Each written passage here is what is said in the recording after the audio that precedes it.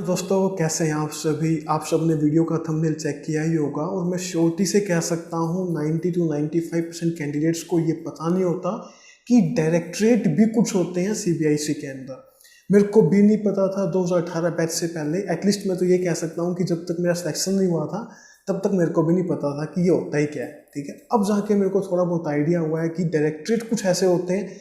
मैं आपको सारी चीज़ें डिटेल से बताऊंगा, आप समझ जाओगे कि मैं क्या बात करने जा रहा हूँ। ठीक है, मैंने उससे पहले चैनल को सब्सक्राइब नहीं किया है तो चैनल को सब्सक्राइब कर देना, वीडियो को लाइक कर देना और शेयर कर देना। ठीक है, चलो मैं आपको डिटेल से सारी चीज़ें बताऊंगा, पर सबसे पहले आपको बता देता हूँ एक बात। डायरेक्टरेट के अंदर डायरेक्ट इंस्पेक्टर सेलेक्ट नहीं होते हैं, डायरेक्टरेट के अंदर सिर्फ टैक्स असिस्टेंट सेलेक्ट होते हैं। मेरी बात को पहले समझना। ठीक है, जो भी डायरेक्टरेट के अंदर भी इंस्पेक्टर भी होते हैं, सुपरिटेंडेंट भी होते हैं, असिस्टेंट कमिश्नर, जॉइंट कमिश्नर सारे होते हैं। ठीक है, पर यहाँ पे डायरेक्ट रिक्रूटमेंट सिर्फ टैक्स असिस्टेंट की होती है। मतलब टैक्स असिस्टेंट यहाँ पे परमानेंट होते हैं, बाकी जो भी इंस्पेक्टर्स वगैरह हैं, सुपरिटेंडेंट है, जो भी और हैं, वो सारे यहाँ पे लोन बेसिस पे या डेपुटेशन बेसिस पे आते हैं। बात पहले क्लैरिटी है। ठीक है, हाँ, कुछ टैक्स असिस्टेंट्स होते हैं जो प्रमोट होकर इंस्पेक्टर बन जाते हैं, वो इसी डिपार्टमेंट के अंदर रहते हैं, वो अलग सिनेरियो है। ठीक है, बेसिकली अगर मैं कहूँ मैक्सिमम टू मैक्सिमम जो जितने भी आते हैं ना, इंस्पेक्टर्स वगैरह, सुपरी आते हैं या असिस्टेंट कमिश्नर आते हैं, वो सारे बाहर से आते हैं। बाहर मतलब कस्टम्स से आएंगे या फिर एक्साइज से आएंगे। ठीक है, अब बात को समझना। जैसे आपको पता होगा कि जैसे आप सीबीआईसी में आपका सिलेक्शन हुआ है, या तो आप इंस्पेक्टर की पोस्ट लेते हो या फिर टैक्स असिस्टेंट पे सिलेक्ट होते हो। जब इंस्पेक्टर के लिए आप सिलेक्ट हो जाते हो तो आपके लिए प्रेफरेंस फॉर्म आता है। उस प्रेफरेंस फॉर्म में कई सारे आपके लिए जोन होते हैं। उन जोन में आपको जैसे दिल्ली जोन हो गया, चंडीगढ़ जोन हो गया, या फिर कस्टम्स के जोन होते हैं अलग अलग।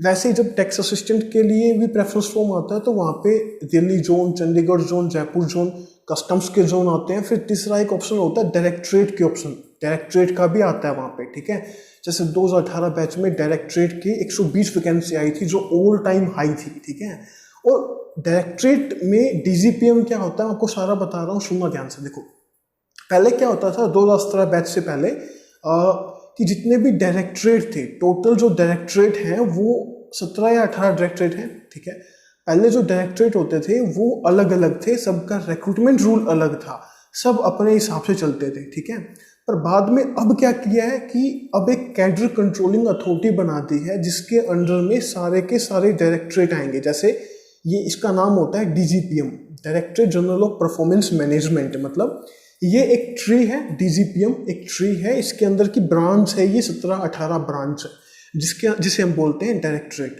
पहली बात समझ में आई मैं कहना क्या चाहता हूँ कि एक्साइज एक अलग होता है, कस्टम एक अलग होता है, और ये डायरेक्टरेट जो है वो अलग होते हैं, इनकी वर्किंग अलग होती है। ठीक है, अगर कहना चाहो सिंपल वे में, ये एक हेल्पिंग हैंड होते हैं कस्टम्स और एक्साइज के। ठीक है, मैं पहले आपको कुछ चीज़ें बताता हूँ कि ये डायरेक्टरेट कितने पावरफुल होते हैं।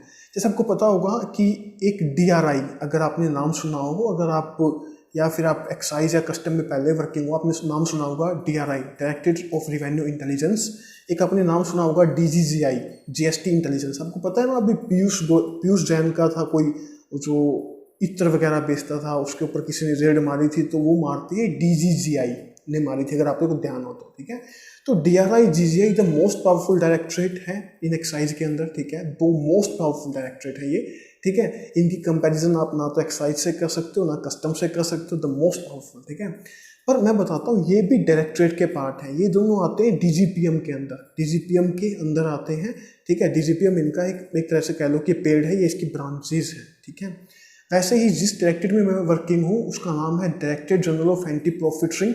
ठीक है, उसका काम मैंने आपको पहले ही बता दिया था, एक वीडियो आपको चैनल पे मिल जाएगी, आप वहाँ से जाके चेक कर सकते हैं कि क्या काम होता है डीजीएपी के अंदर। ठीक है, तो वैसे ही यहाँ पे ना कई तरह के डायरेक्टरेट होते हैं, जैसे सबका अपना अलग अलग काम होता है। एक होता है डायरेक्टरेट ऑफ लॉजिस्टिक्स होता है, जिसे बोलते हैं डोल लॉजिस्टिक्स वगैरह। जैसे आपने देखा होगा ना, मैं आपको सिंपली वे में बताता हूँ। जैसे मेट्रो में आप जाते हैं ना, तो मेट्रो में एंट्री करने से पहले जो सामान वगैरह है वो एक मशीन के अंदर से जाता है ना, तो वो लॉजिस्टिक्स वगैरह जितनी भी आती है ना, वो उस डायरेक्टरेट के थ्रू आता है। ठीक है, फिर मैंने आपको एक बात बताया था कि एक होता है डीजीएचआरडी, मतलब ह्यूमन रिसोर्स डेवलपमेंट। मतलब जितनी भी वैकेंसीज वगैरह एसएससी को रिपोर्ट होती है, कितनी गई है कितनी आई है, वो सारी चीज़ें उसके थ्रू जाती है। जितने भी recruitment rule all over India जितने भी मतलब सेंट्रल गवर्नमेंट एम्प्लॉयज़ के बनते हैं वो सारे DGHRT से बनते हैं, ठीक है। और मैं आपको बात बता सकता हूँ कि अपना जो रिक्रूटमेंट रूल बना था CBIC का, वो भी DGHRD में एक TNA ही बनाया था, ठीक है। आपको बता देता हूँ ये चीज़ें, क्योंकि उसको बनाना पड़ा, उसको ऊपर से ऑर्डर आया था तो उसने बना दिया था। मैं बता रहा हूँ कि देखो कितने कितने डायरेक्टरेट हैं। एक होता है DG सिस्टम होता है, एक होता है DG वैल्यूएशन होता है, एक आपको DRI मैंने बता दिया, DGGI बता दिया। तो कई तरह के डायरेक्टरेट होते हैं, आप जाके सर्च कर सकते हैं, ठीक है। मतलब आप ना टोटल 17 से 18 डायरेक्टरेट हैं, बेसिकली ये रहते हैं, ठीक है। और सबका अपना अलग अलग काम होता है, और इनमें से मैंने आपको बता दिया तो मोस्ट पावरफुल डायरेक्टर दो ही हैं, एक DRI एक DGI, ठीक है। पावरफुल के मतलब सेंस में आप समझना कि जहाँ पे मतलब आपको थोड़ा सा एक अलग ही जैसा सोचते हो ना, पर्सनैलिटी टाइप में आपको मज़ा आएगा कि यार जैसे रेड वगैरह टाइप में, तो वहाँ पे वही कुछ होता है, ठीक है। और बेसिकली यहाँ पे ट्रांसफ़र वगैरह का ऐसा होता है कि 5 साल तक आप रह सकते हो एक डायरेक्टरेट के अंदर। जैसे मान लो जैसे मेरे को दिल्ली अलॉट हुआ है, तो अब मैं लाइफ टाइम दिल्ली रहूँगा, ठीक है। अगर मान लो दिल्ली के अंदर कोई वैकेंसी नहीं होती है, जब मेरा प्रमोशन होएगा तब मेरे को, अगर मेरी चॉइस होगी, अगर मैं चाहूँगा तो बाहर जाके मैं अपना मतलब, अगर मैं चंडीगढ़ है मान लो, सीट खाली पड़ी है, मैं वहाँ पे जाके ज्वाइन कर सकता हूँ, प्रमोशन ले सकता हूँ। अगर मेरे को प्रमोशन मतलब चंडीगढ़ नहीं चाहिए, मैं चाहता हूँ कि दिल्ली में ही चाहिए, तो मैं मतलब स्टे कर सकता हूँ कि मैं चाहूँगा कि सर मैं अभी प्रमोशन नहीं ले रहा हूँ, मैं बाद में प्रमोशन लूँगा। ये होता है सिनेरियो, ठीक है। और हर 5 साल में आपका फ्रीक्वेंटली ट्रांसफ़र होता रहेगा। दिल्ली के अंदर अगर आपको दिल्ली मिले तो दिल्ली के अंदर जितने भी डायरेक्टरेट हैं उन सब के अंदर आपका क्या होगा, ट्रांसफ़र होगा, ठीक है।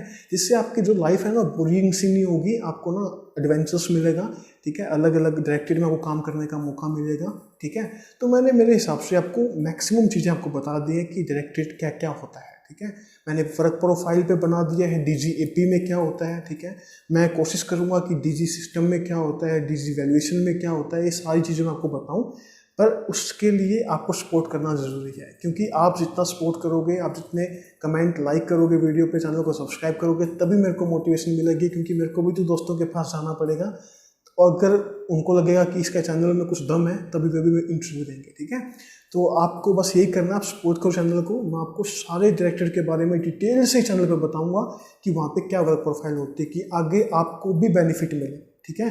कि आप जब भी आप कभी डायरेक्टरेट को भरो, क्योंकि 2018 बैच में भी कई ऐसे दोस्तों के साथ हुआ है जिनको कुछ भी नहीं पता था DGPM क्या होता है, और बाद में उनको अफसोस हुआ यार कि क्या कर दिया, ठीक है। तो मिलते हैं नेक्स्ट वीडियो में, तब तक के लिए बाय बाय।